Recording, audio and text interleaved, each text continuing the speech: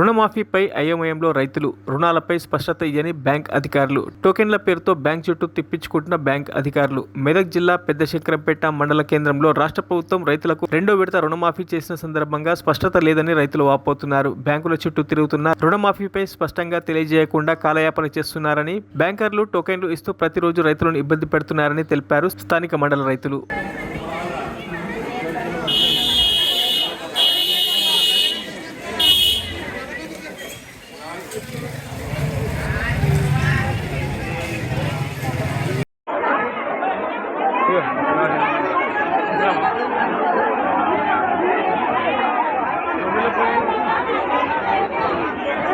గాజులాంటి వాడు కుక్కేసిండు అంతే పూకులాగా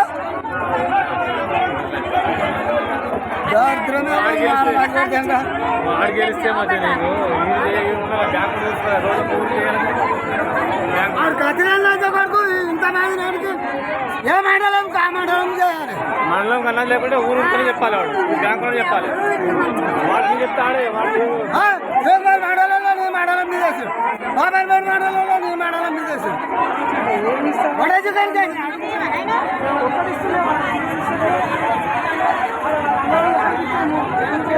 బ్యాంకు తీసుకోవాలా రోజు ఒక ఊరికని చెప్పి. మరిన్ని అప్డేట్స్ కోసం మా ఛానల్ని సబ్స్క్రైబ్ చేయండి.